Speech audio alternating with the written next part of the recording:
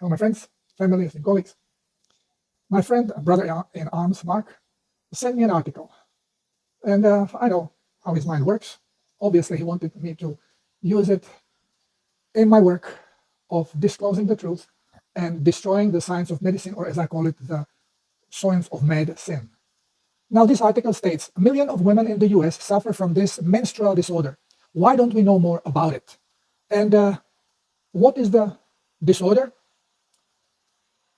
This disorder they call PMDD, which is premenstrual dysphoric disorder.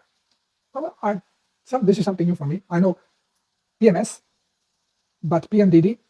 So I went and checked it out. So let's see what our experts in science of medicine have to say about it. Okay, here we are on an internet page of Johns Hopkins Medicine. And here we go about the premenstrual dysphoric disorder. Okay, so what is this disorder? It's a much more severe form of PMS. So if we want to know about this disease, well, we have to know the symptoms. But they go here first. What causes it? Well, let's see what the scientists know about it. The exact cause of PMDD is not known. Well, Sherlock, we knew this. We know that you don't know jack shit. So why do we even bother to look at what you think about it? Well, we want to open the eyes of people. We want to show who is in charge of their health.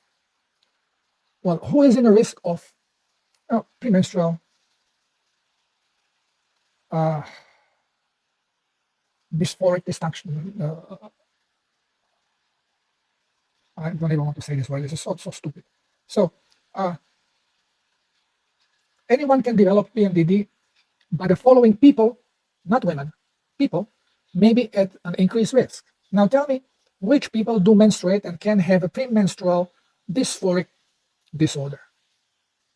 Well, only women of childbearing age. So why do they say people? Because we are not only getting stupid, we are also getting woke. So people with family history of PMS and PMDD. Of course, genetics are being blamed here. Okay, there's nothing new here. This is all the same crap. What are the symptoms? Well, depressed mood, sadness, hopelessness, increased anxiety, tension, mood swings,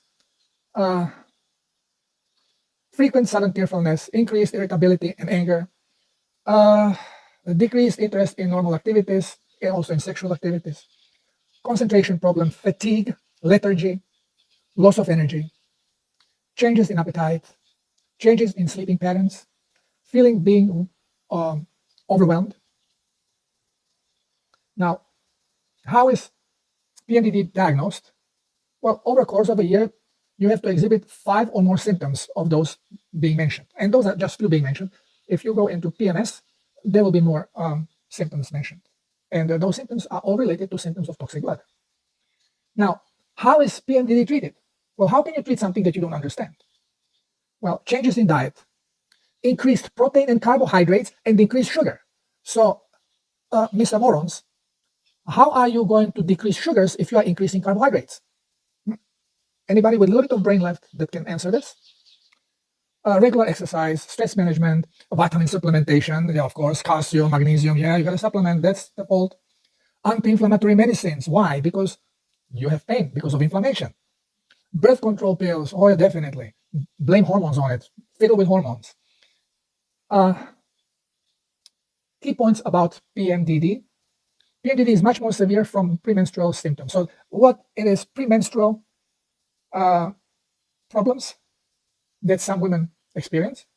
Now, PMDD is just another phase, more exaggerated symptoms that will and or may prevent you to function normally. That's it. Okay. Well, there's really not much here we can see because it's all going to be BS. Treating the condition. How can you treat a condition that you don't absolutely understand? Okay, so it's all bunch of crap.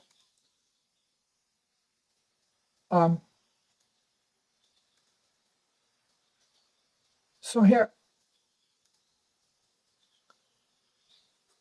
Well, the problem is that women sometimes start having pain.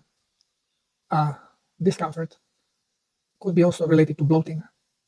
And this starts increasing before menstruation occurs, in what they call luteal phase of menstrual cycle, where the body starts taking apart and cleansing the prepared uterus, which increases the blood flow. So when blood is more toxic, and this also increases toxicity of the blood, because those are elements that they have to be eliminated from the body. So they increase toxic load, also toxic load of the blood. So we absolutely cannot get anything from soyance. No wonder doctors do not understand jack doodle. I went to the schools, so I can sympathize with them.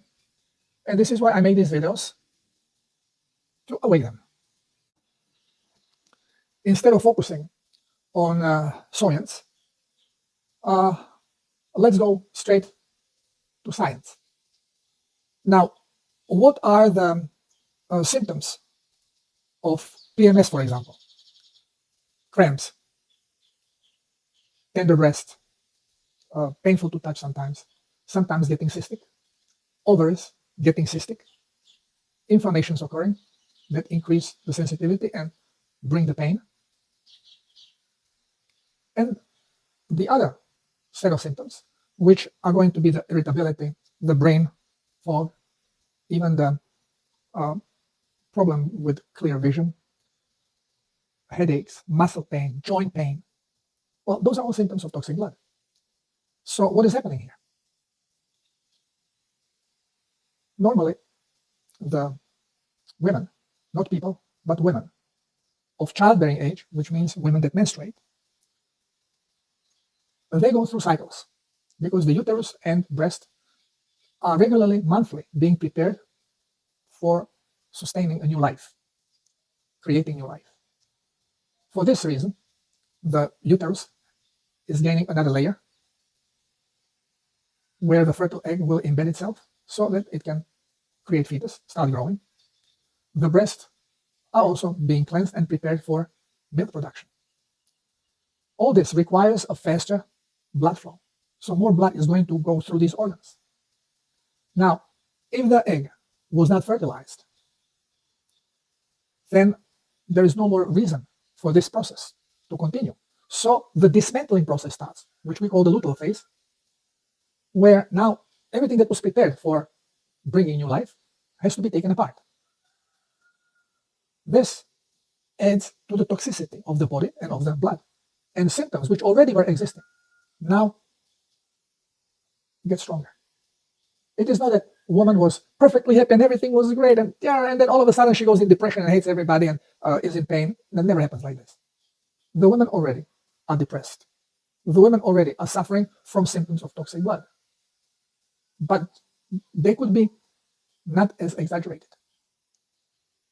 And since the symptoms, other symptoms occur, which are the symptoms then of inflamed uterus, creation of cysts, creation of breast cysts, and inflammation, bringing up pain, all this then increases the overall symptoms of toxic body. It is known fact that women that do have premenstrual symptoms, they also suffer from cysts, cystic ovaries, also cystic breasts. Why? Because they have toxic blood to begin with. And now as more blood flow is going through the reproductive organs, more toxic stuff comes in. Body is trying to keep the toxicity out. So it forms the sacs in which it eliminates some of the toxicity from the blood, and cysts are created. This is why women that suffer from these problems always have cysts, cystic uterus, cystic ovaries, cystic breasts. And the cysts increase during this period of time and decrease after menstruation, because during menstruation, during the bleeding, actual bleeding, body is eliminating toxic blood. And if there is sufficient level of blood plasma, such a woman with toxic blood and toxic body in general are going to bleed much more. And after that, after the menstruation, they'll feel great because they have eliminated a lot of toxic blood, they create a fresh blood, so overall blood toxicity is diluted, which cuts down on all of the symptoms. Symptoms of lethargy, symptoms of fatigue, symptoms of discomfort in general, foggy brain, all this goes away. Unfortunately, blood is toxic because the body has lost ability to cleanse it. And not because kidney does not work. It is because it is low on plasma. So blood level is low. And the blood that is there is more dense. Now the body has to save plasma and save the blood because it cannot create new one. It's not enough plasma there. And in this case, the woman is not going to menstruate more. It may actually menstruate less, which is not going to cleanse her blood sufficiently. And the symptoms of lethargy and pain may continue even after menstruation. Now, why is this becoming a problem for so many women? Not people. Okay, men will never suffer from this. May suffer from symptoms of toxic blood, but because men has no uterus and no breast, it will not have tender breast and bloating and pain of uterus. You cannot suffer from something you don't have. But I guess this is too much for scientists. This is so ridiculous that we even have to mention stuff like this. So, what is cause of PMDD and PMS? Is toxic blood, which then creates toxic body, creates cysts, creates tumors, all because of inability of blood to cleanse, and it is caused by not enough plasma. Now, what is plasma? Plasma is electroconductive water in our body, and the water in our body becomes electroconductive through mineralization. This is how you get ions in it. And it has to be electroconductive because energy, which is electricity, needs electroconductive medium to flow. Otherwise, you die. You put water, you replace your plasma with water, you die instantly. Even if you decrease the level of minerals, you are putting yourself at risk of dying. And most of the so-called diseases are based on symptoms, which are symptoms of dehydrated blood, or polycythemia, scientifically worded. Well, how do we go about it? Simple, hydrate. But how do you hydrate when the number one warning that your doctor will give you is don't take salt? Because you are in pain, you are inflamed. Salt is going to hold water, it will inflame you even more. What is very common symptom of women with not so much PMS, also could be there, but PMDD, premenstrual dysphoric dysfunction? Well, they are so toxic, not only in blood, but also in a tissue, that any small increase of toxicity created by the dismantling and cleansing of the uterus and breast is going to increase the toxicity of the body enough to create water retention. So they start retain water not only in their hands and in their feet, but subcutaneously. They puff up, the face puffs up. It doesn't puff up because there's too much salt. None of them take enough salt. If they would take enough salt, they would not have this problem. It is water retention because of a toxic tissue that is prevented to release this toxic lymph into the blood to minimize blood toxicity. So, how do we go about it? Well, doing exactly opposite of everything we are being told by our 007 agents. We have to increase salinity of the body. We have to provide plasma, not water, not liquids, plasma, water with ions, diluted seawater or water with sea salt in it. When we do this, we start loading our blood with more plasma, which dilutes the blood and allows the body to use the plasma to cleanse the blood. We are programmed to cleanse, but one program is telling you, okay, we have to cleanse, and the other program says, well, we have to keep a blood plasma level in a certain level. And now depends on the toxicity, what the calculator is going to decide. Will it cleanse or will it hold plasma to raise plasma levels? we are running on programs. And we have a calculator that calculates between the programs and makes decisions which way to go. It is not the inherited consciousness of a body. Body has no consciousness. Body is a robot, electronic robot. Consciousness is separate. Consciousness uses the robot to create what we call reality. But if the consciousness is not allowed to know everything there is about the creation, which is our mind, is that kind of a consciousness, then it has no idea what is happening within the robot. Consciousness knows, but we are separated. So what the body does is not always what is the best for it. It's just how calculation occurs between the programming that will say, okay, in this particular situation, it is good to increase this hormone, decrease the other hormone, create this enzyme, take out this enzyme.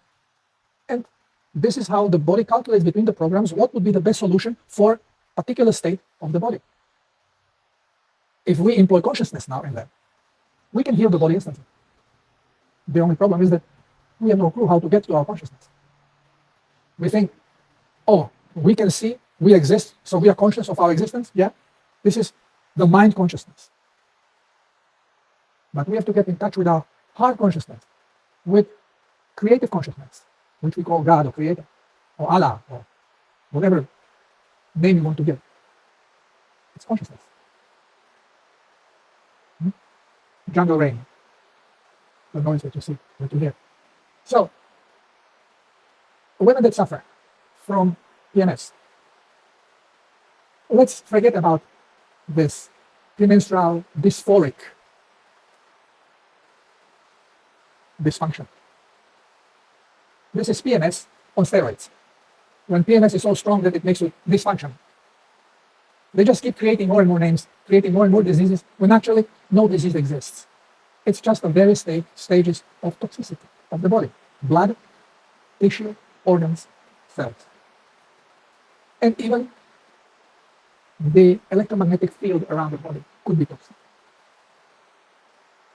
So, what do women have to know about PMS or PMDD? They are low in plasma. They need to drink salty water, but not with a regular table salt or Himalayan radioactive salt, but natural sea salt from dehydrated seawater, without any supplementation in it. Definitely not with iodine. Just plain natural sea salt. And they will have symptoms of detox. And when they detoxify, as during the detox, in this way they use the self-healers protocol, they are going to cleanse and hydrate at the same time. So when the cleanse is finished, there will be no more PMS, there will be no more headaches, there will be no more muscle pains, there will be no more foggy brain, there will be no more any of the symptoms that they experience. It is as simple as that. They don't even have to change the diet. They only have to hydrate. Of course, changing the diet is always advisable because sugars, carbohydrates, are part of our problem of toxicity, because it takes genetic manifestation into a different level. So it's not desirable for us to be in glucoholic state. We have to be in ketogenic state. And everyone claiming that ketogenic state is not a good state for us to be in has no clue what he's talking about. We have to be in ketogenic state to be healthy. So the not curing, but healing process is very simple. Hydrate. Drink water with sea salt. Use self-healers protocol to help you. Also correct your diet according to the protocol. And you will experience health you never had ever in your life before. Because we are born of toxic mothers. We are prevented from detoxifying by doctors. Because every time we get diarrhea, every time we get nausea, this is by our science of medicine suppressed through poisoning mechanism. All medicines and medicinal remedies are toxic. Every single one of them. So how can they help you relieve symptoms of toxic body? They can only increase them, and this is what leads to chronic health problems created by doctors, 007 agents, the experts of science of medicine. So, choice is yours, and it's simple. Either trust the doctors or embrace the new knowledge. Thank you for listening. Thank you for watching my videos. At the end of every video, I have a link to my blog where you can, in a search window, just put keyword of your interest and articles will show up where I discuss these things. And I write 2 articles every week for years, over 1,000 articles there. And I'm sure that you will find answer to whatever bothers you health-wise in your life. Until next time, love you all. God bless you. Namaste.